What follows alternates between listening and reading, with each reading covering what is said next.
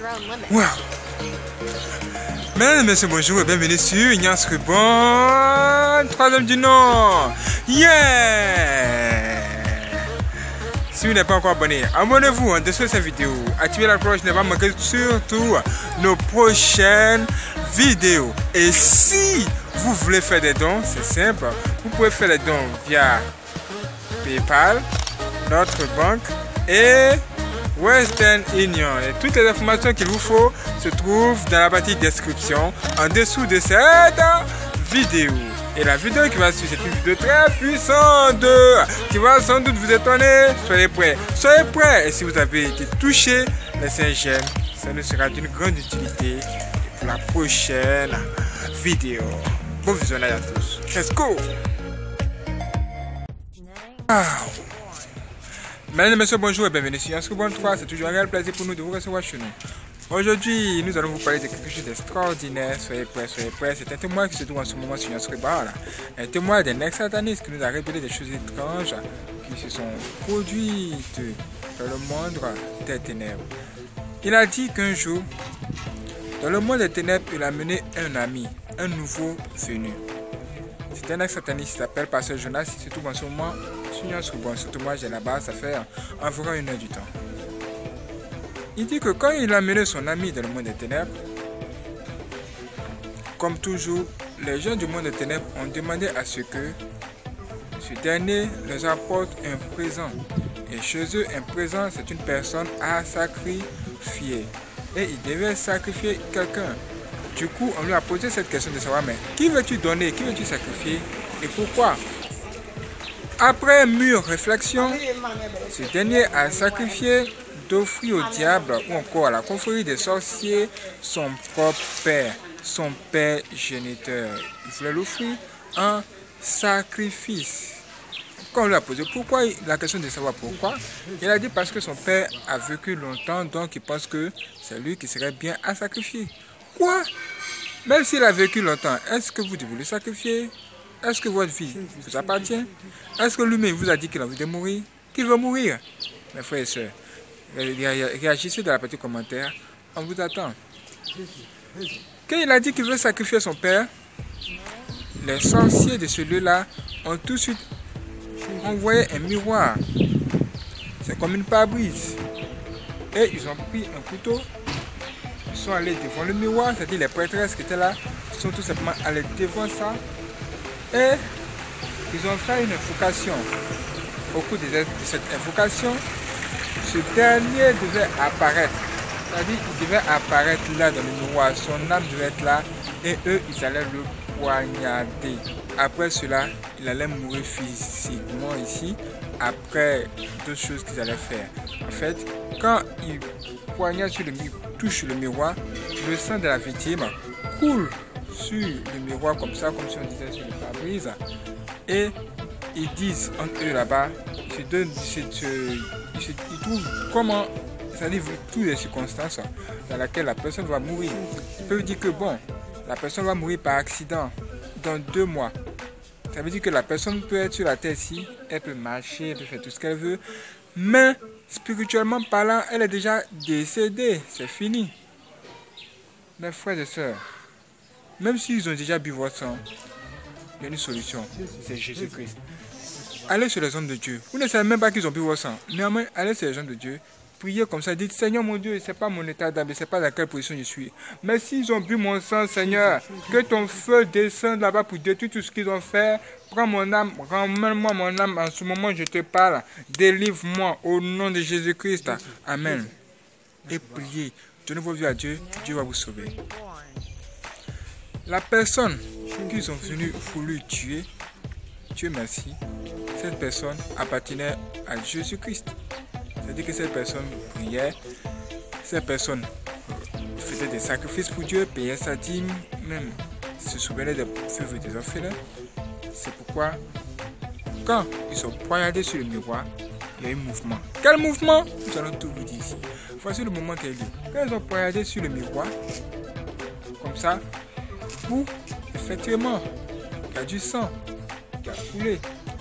Mais ce sang qui a coulé là n'était pas le sang ordinaire. Ce n'était pas le sang de la victime. c'était plutôt le sang de Jésus-Christ. Pourquoi? Parce que après le sang qui a coulé là, il y a une bombe qui est apparue là-bas qui a fait exploser le lieu. Ah! Même le diable était à terre. Il a dit dans son témoignage que le diable, Satan, qui est supposé être fort, qui est supposé être puissant, il est tombé de son trône, mes frères et sœurs. Parce que Jésus-Christ, il est plus fort que le diable, mes frères et sœurs. C'était un peu. C'était extraordinaire. C'était incroyable. C'était un témoignage, mes frères et sœurs. C'est tout Seigneur serait bonne, mes frères et sœurs. C'est incroyable. Après cela, quand le diable et tous les satanistes se sont remis, ils ont cherché à savoir quel est l'état d'âme de ces derniers. Après analyse, ils ont découvert que ces derniers, c'était tout simplement un vrai chrétien. Un vrai chrétien, c'est pas celui qui donne les dîmes seulement à l'église ou qui fait des sacrifices à Dieu. C'est celui-là même qui a la crainte de Dieu, qui respecte Dieu, même dans le noir. Oui, quand on dit dans le noir, c'est-à-dire il y a des gens qui vont chercher des femmes, qui vont se masturber et se disent que Dieu ne le voit pas là. Voilà. Lui, il respecte Dieu même dans le noir, même dans les moments les plus difficiles. Et c'est le comportement de ce dernier. Merci beaucoup. Et voici que ils vont décider dans le monde des ténèbres d'agir maintenant physiquement. Vous savez, quand le diable essaie de vous attaquer spirituellement, que ça ne marche pas, il va forcément venir physiquement et c'est ce qu'ils ont fait. Quand ils sont venus physiquement, comment ils se sont entrepris, comment ils se sont comportés? Depuis le monde des ténèbres, le diable et ses démons ont préparé une nourriture envoûtée et ils ont dit que quand cet homme va manger cette nourriture, il va mourir parce que cette nourriture est empoisonnée. Hein? Bizarrement, ils sont arrivés sur le monde, dans ce monde ici, avec cette nourriture. Voyez vous-même, un fils qui vient voir son père avec son camarade. C'est-à-dire son camarade là, c'est un sorcier comme lui. Et lui, il est venu pour voir si vraiment ce dernier va manger la nourriture. C'est pourquoi il est là pour assister. Ça veut dire que si le diable a des gens autour de vous pour vous attaquer là, il aura également des gens autour de vous pour vous observer, pour voir ce qui va vous arriver. C'est comme un médecin. Ma frère, c'est prier, hein? Parce qu'il y a le diable qui a été travaillé et Dieu doit nous aider aujourd'hui. Dieu doit nous sauver. Voici qu'ils ont envoyé cette nourriture à ce dernier. Le dernier, lui, il ne sait même pas que la nourriture, c'est une mauvaise nourriture, c'est une nourriture empoisonnée. Mais, ce qu'il va faire va nous étonner et va sauver sa vie. Que va-t-il faire au juste? Mes frères et sœurs, comme bon chrétien, faites-le avant de manger avant de consommer une nourriture. Il a levé la main vers le ciel. Il a dit, Seigneur mon Dieu, je te rends grâce de ce qu'aujourd'hui tu me donnes à manger. Que cette nourriture soit purifiée, que ton sang soit dessus. Oh mon Dieu, Jésus-Christ.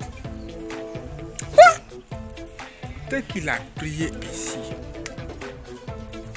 la nourriture qui était empoisonnée là, il s'est mis à consommer cette nourriture là, à manger cette nourriture avec quoi? Appétit. Il a lapé même dans l'assiette, il a tout. Il n'y avait plus rien. Et il était toujours vivant. Même à l'heure où je vous parle là, il est toujours en vie. Et ce sataniste se pose même la question de savoir, mais qu'est-ce qui s'est passé ce jour-là? Hein? Quelques temps plus tard, puisqu'ils ont échoué à la mission, parce qu'ils devaient rendre le compte rendu, ils devaient faire un compte rendu au diable pour savoir ce qui s'est passé. Et le diable, même lui-même, depuis le monde éternel, pour regarder la situation. Puisque ce dernier, il a échoué à sa mission de tuer son père, lui-même, il sera frappé par qui? Par le diable et ses démons. Au point où il va tomber malade. Et sur la terre ici, il sera couché chez lui à la maison. Et ils vont amener son ami sataniste qui l'a amené dans le monde des ténèbres et qui a fait, qui l'a amené dans le monde des ténèbres et ça a mal tourné. Ils vont demander à cet ami-là d'aller le tuer. Et ce dernier va aller le rendre visite physiquement. Et quand il se rapproche de sa maison, il va se toucher sur le sol et il va se transformer en serpent. Et rentrer dans la maison de ce dernier où il est couché et il va le mordre. Lui transmettre quoi? Le venin mortel. Quelques temps plus tard, il va rentrer dans cette maison lui aussi.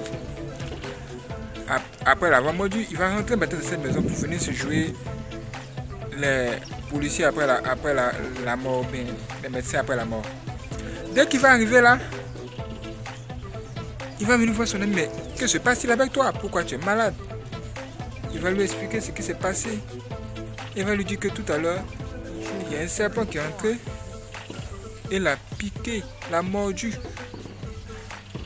Alors que c'est lui-même qui venait de le mordre. C'est-à-dire, le serpent qui a mordu là, c'est lui encore qui pose des questions à ce dernier pour savoir, mais qui est le serpent? Où est le serpent là? Et il prend un bâton maintenant. Il est en train de chercher le serpent dans la maison. Mais où est le serpent? Où est le serpent? Ça veut dire que les sorciers qui sont là, ils ont un pouvoir. Mais leur comportement est là. De tels comportements, comme vous avez de tels comportements physiquement là, je ne serais pas étonné qu'on dise de vous que vous êtes sorcier. Parce que ce sont les sorciers qui font ça. Ce sont les comportements qui sont réservés aux personnes sorcières ou encore aux sorciers. C'est pourquoi on dit que les sorciers qui sont des sorciers inconscients.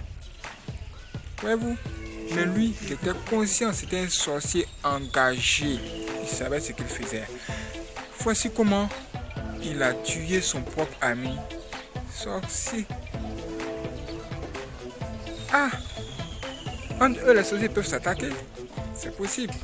Quand ils échouent à leur mission, le diable ne les fait pas cadeau. C'est pourquoi la sorcellerie ou encore le satanisme, c'est quelque chose de vraiment mauvais à éviter. Et tous les sorciers et les satanistes sont des gens en danger. Nous devons également prier pour eux. Prier que Dieu lui-même nous délivre. Dieu lui-même nous aide. Dieu lui-même soit au contrôle de tout. Que Dieu lui-même veille sur nous. Si vous n'êtes pas chrétien, vous ne priez pas encore. C'est le moment de donner votre vie à Dieu. C'est le moment de revenir au Seigneur Jésus-Christ qui va vous aider, qui va vous délivrer, qui va vous protéger. Et avant de consommer une telle nourriture, quelle que soit la nourriture, même si c'est vous qui l'avez préparée, priez sur cette nourriture, rendez grâce à Dieu. Dites, Seigneur mon Dieu, s'il te plaît, que cette nourriture soit pure. Dieu va le faire parce que vous avez nourri. Et bénissez Dieu, rendez grâce à Dieu dans tout ce que vous faites. Quand on dit mettez Dieu dans tout ce que vous faites, ça veut dire quoi? Ça veut dire qu'avant d'avoir un projet, il faut prier. Tu pries, tu dis Seigneur mon Dieu, je te confie mon projet. Parce qu'en même temps que vous avez le projet, le diable est informé de votre projet. Il fera tout ce qui est son possible pour renverser ce projet, pour ne pas que ça réussisse. Mais Dieu sera là avec vous, pour donner la victoire. Que Dieu vous bénisse et qu'il vous garde. Nous vous rappelons que nous avons cette chaîne YouTube. Cliquez sur Inscription 3. Après vous êtes abonné de cette vidéo et activez la cloche. Cliquez sur Inscription 3. Vous aurez accès à la page d'accueil. Et abonnez-vous sur toutes les chaînes Inscription. Et ne manquez surtout pas nos prochaines vidéos. Ça va vraiment être chaud.